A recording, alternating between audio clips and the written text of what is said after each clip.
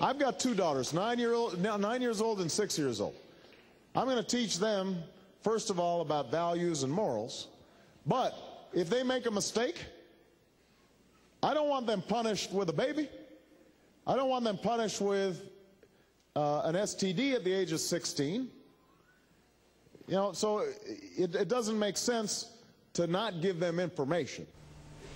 That was Senator Barack Obama in Pennsylvania last Saturday. The senator has since backtracked on the comment, calling abortion a, quote, difficult issue.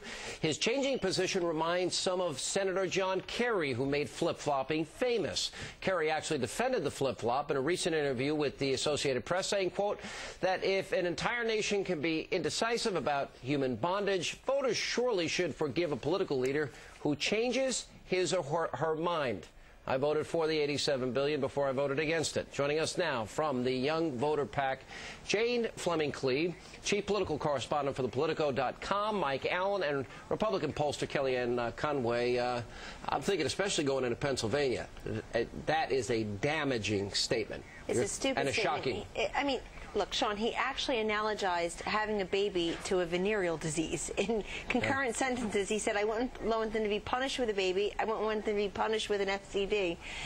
So if that's the way he looks at it, and look, this is someone who at least is consistent because his votes on abortion have been a pro-abortion on demand. He's against a ban on partial birth abortion where you puncture the skull in the 8th or 9th month to deliver the baby.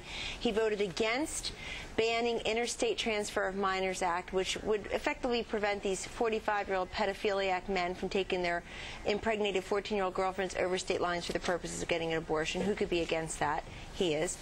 So at least he's consistent in that way, but he's got these young girls. And if you look at the people behind him in the audience, nobody applauded, nobody nodded their head in agreement the way you usually get the bobbleheaded lemmings to do at these kinds of rallies. Well, okay, but Jane, you know, do you support this? I don't want them punished with a baby. Punished with a baby? Punished with one of the greatest miracles? It was not. What?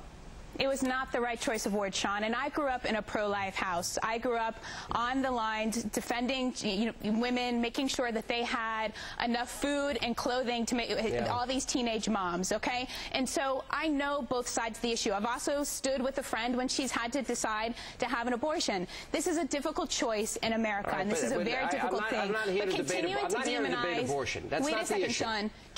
I mean, so if you want to say Obama made a poor choice of words, absolutely. Right, if you want to keep on calling Obama a flip-flopper, then why don't you do a story on McCain? Hang on a second. McCain flip-flopped on Bush tax cuts. Please, Jane, please. Mike Allen, let me ask you this question. Well, Sean, you always have moral outrage, but you never have moral outrage to McCain. But Mike, let me bring up the point that you at Politico had broke the story about his changing positions on his liberalism.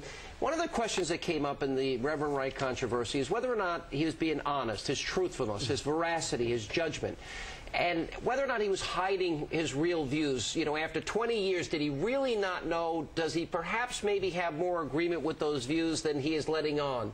Similarly, you guys breaking this story about, you know, these forms that he filled out, do you think there's been an effort by Barack Obama to deceive the American people about his true liberalism, his true point of view?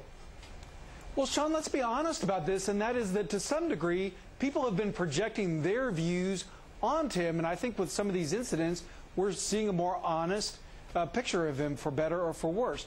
The Obamacans, the Republicans who are for Obama, are very real, and that's why just words like that clip that you played, are very costly, and it calls into question whether Senator Clinton really would be that much more divisive.